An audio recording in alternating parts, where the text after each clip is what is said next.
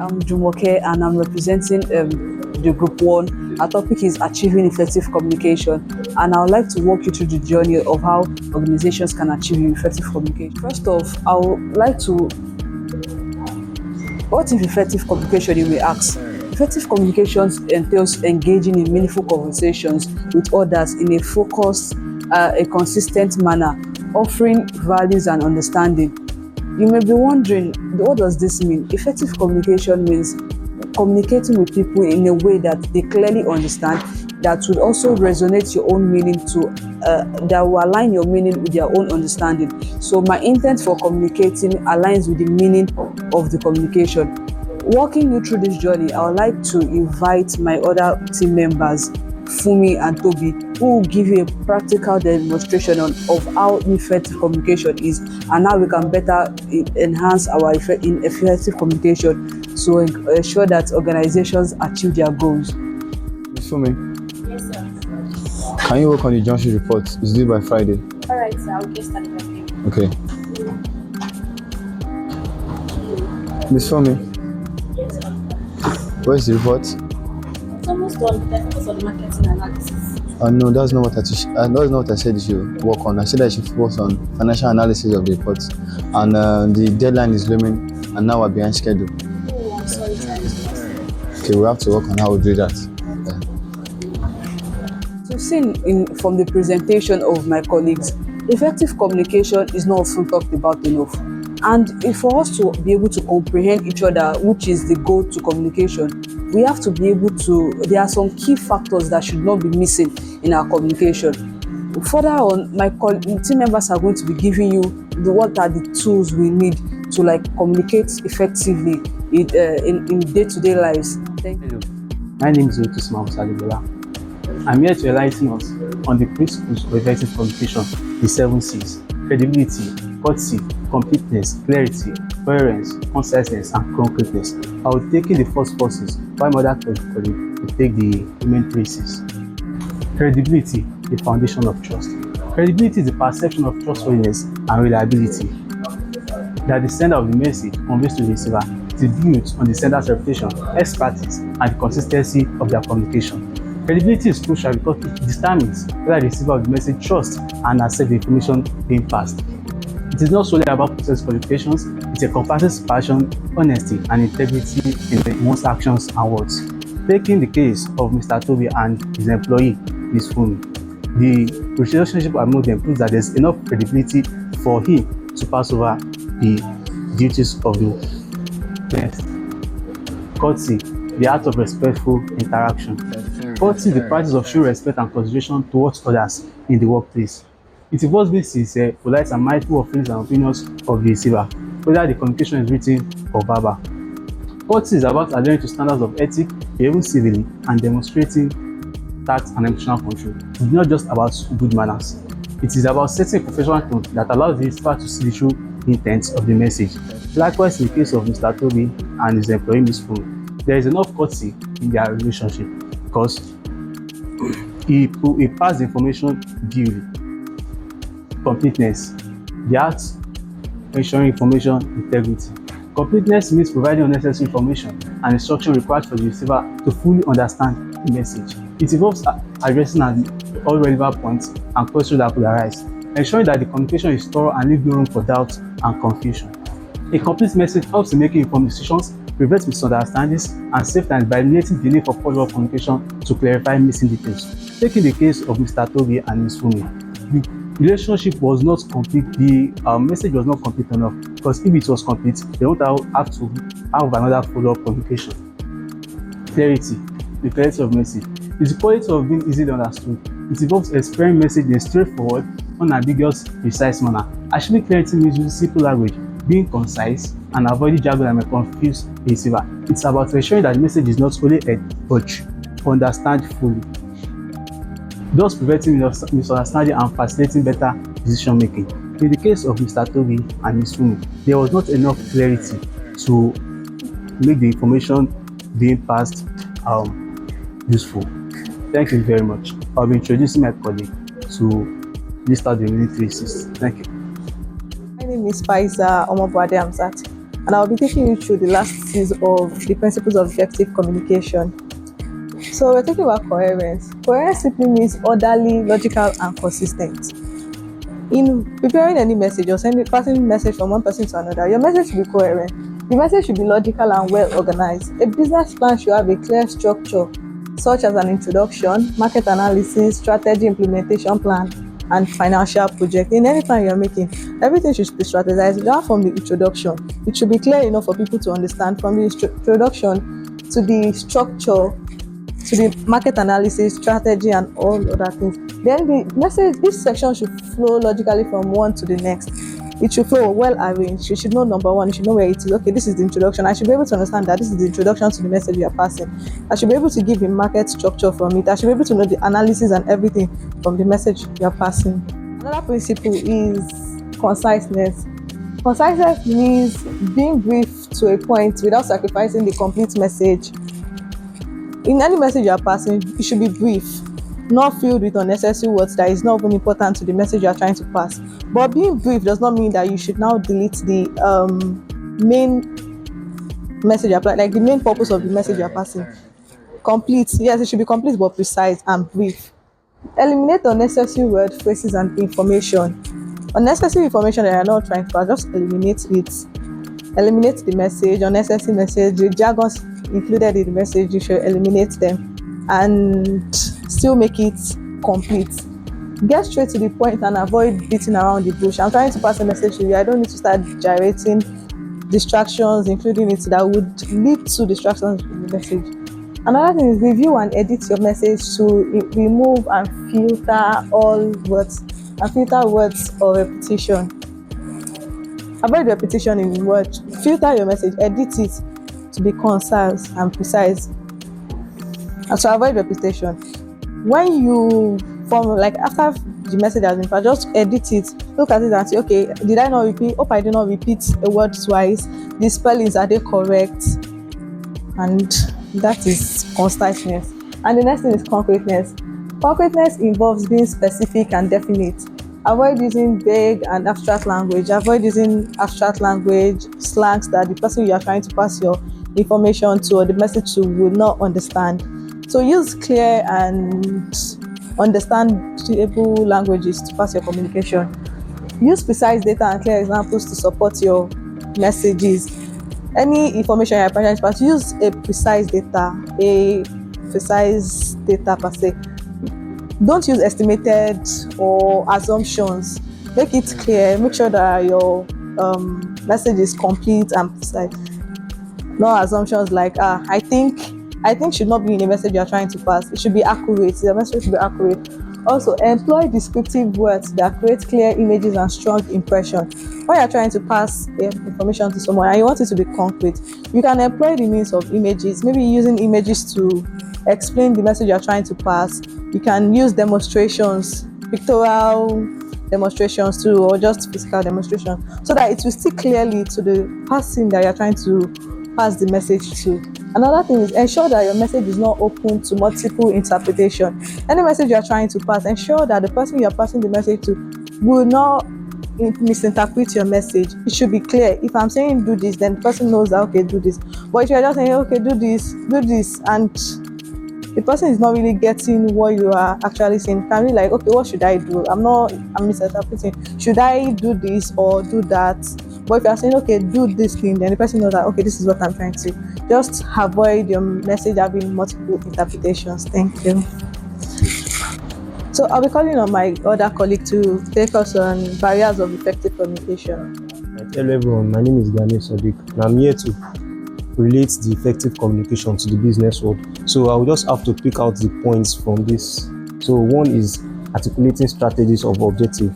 That is to clear, concise, compiling communication of company goals, use of appropriate channels and language, and diverse audience. 2. Operational directive. Conveying instruction with clarity to ensure operational efficiency. On also active listening and empathy to understand, address things.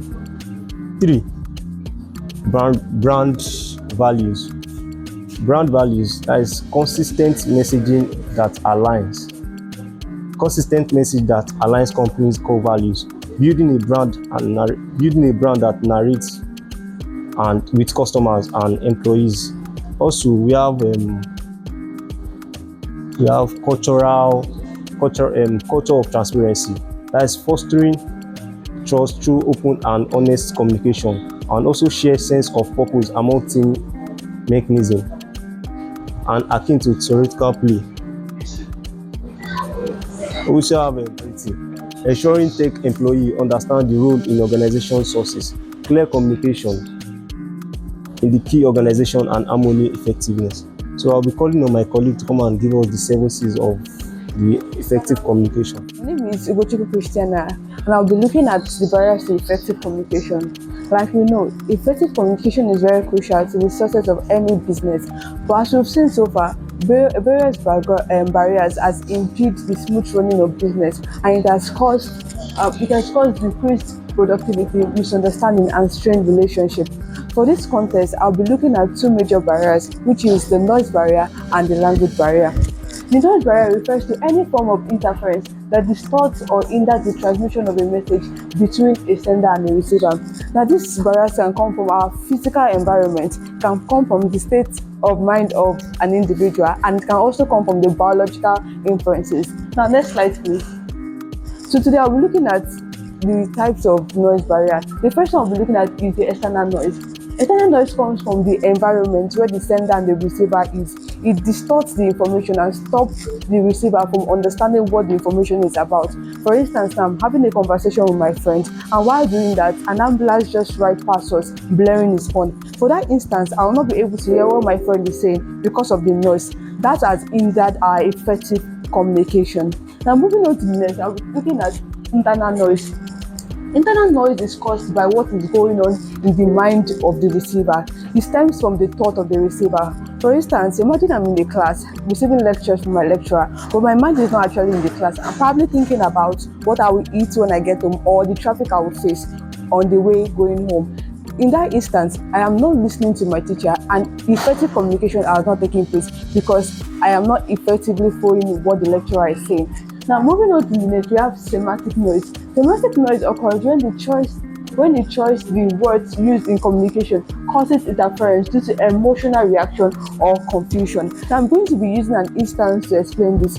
Now, let's take for instance, my name is Oluwakemi, which is normally spelled as Oluwa, O-L-O-R-W-A, then Kemi, K-A-M-I. Now, instead of using the normal pronunciation, I decided to spell my name as H-O-R-L-O or something like that. Now, taking it from the perspective of an elder, when he sees that kind of spelling, he'll be like, that is not the right way to spell it. And the elder will want to use an emotional we want to see from an emotional aspect that this person is probably not serious for misspelling a name or his name. Now, because of that, semantic noise occurs when there is confusion about the meaning of words or phrases used in communication. Now, for an elder, he will not really know that that spelling right is Oluwakemi, probably be looking at it as another meaning or something of that sort. Now, I'll be moving on to psychological noise. Psychological noise occurs when biases, prejudice, assumptions, and preconditions interfere with effective communication, interfere with effective message transmission and reception. Now, moving on to the next, I'm looking at psychological noise. Psychological noise, physiological noise. Physiological noises occur when biological influences such as physical discomfort or health issues which can interfere with communication. Now, take for instance, I'm having a conversation with my friend and I'm having stomach ache. Now, because of the pain coming from my tummy, I might not be able to listen effectively to what the person is saying, and that has hindered effective communication. Now, moving on to the next, we are going to look at the second type of barrier, which is the language barrier. Language barrier arises when there is a lack of common language or differences in language proficiency among communicators. Now, if I am having a different language, if I speak English and the person I'm trying to communicate to speak French, that has bring about language barrier because we will not be able to effectively understand what we are saying or even listen to ourselves because the languages are different. Now, we have type of language barrier. We have the linguistic differences and we have the cultural nuances. Now, looking at the linguistic differences occur when communicators do not share a common language or have varying levels of language proficiency. Like I've said earlier, if I'm trying to communicate with somebody that listens to hears only French and understands only French, it will be difficult because we have different languages. We understand different languages. It will be very hard for me to communicate with that person, and this has posed a barrier to effective communication. Now, moving on to the next, we have cultural nuances. Cultural nuances refers to the subtle differences in communication styles and expectation that arises from different cultural backgrounds. So that will be end. I'm going to be calling on my colleague who will give us more enlightenment on the barriers to effective communication. Thank you, Christina. Hello, everyone. My name is Angela Oluwabaunse. Effective communication, as said by my colleague, is crucial for the smooth flow and success of the business. For starters, we have for example, we have barriers that may hinder the effective communication. These barriers include medium barriers. Medium barriers has to do with channel in which the message is being passed through. For example, an individual that prefers using email and another individual who prefers meeting in person. Maybe both of them want to pass information to each other. Both of them might not be able to find a time, or there might be misunderstandings or miscommunications when passing the information, and this may affect an effective communication. Another barrier that may affect effective communication in the business world includes the timing barriers.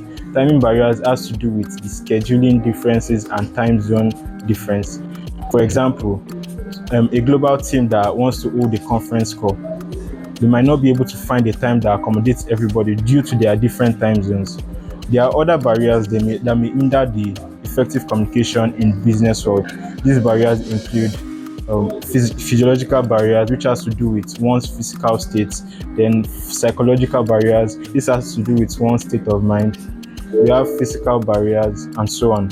These barriers may affect the business world significantly, but if we are able to find ways around them.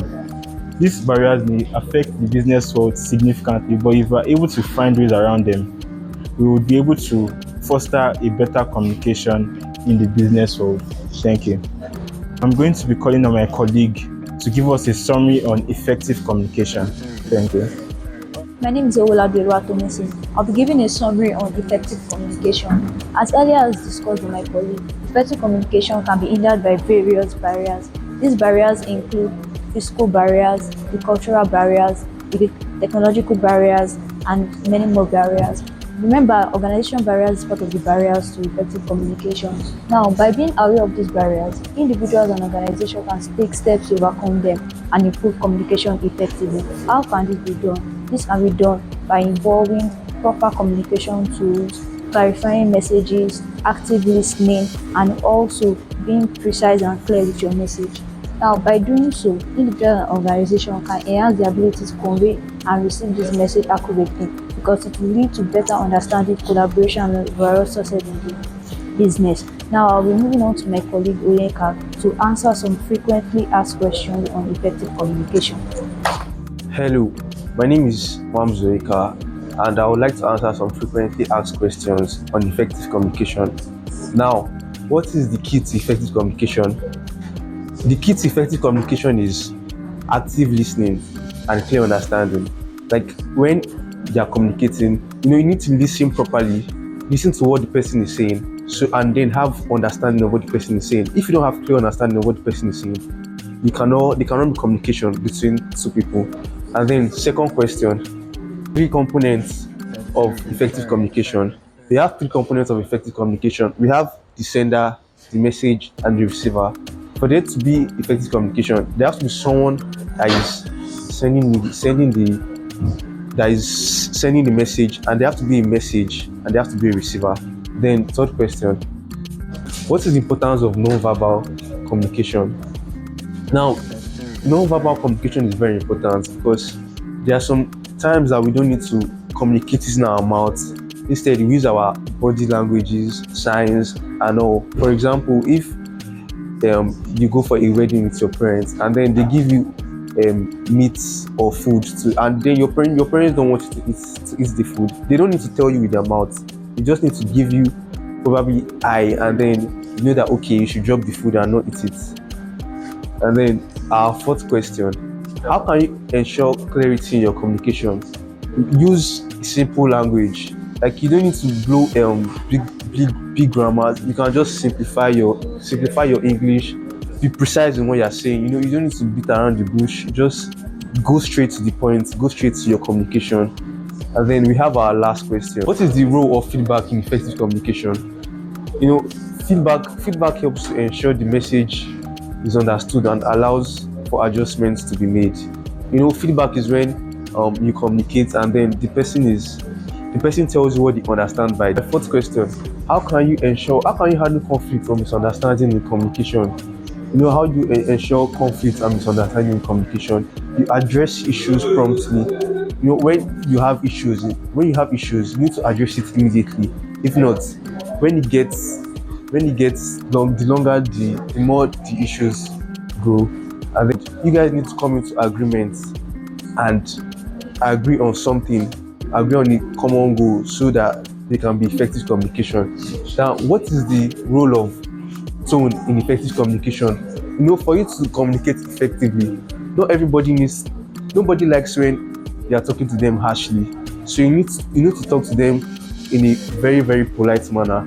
Make sure that talk to them in a polite manner and in a good attitude with good emotions. You don't talk angrily to people, so that they will want to listen to what you are saying, and it helps in effective communication. Thank you. My name is Oluwatobi Bolanro Adroyan, and I and my colleague Fumi will be depicting ineffective communication in the business environment via a short drama. Thank you. Hi everyone, my name is Ariamolua Fumiola.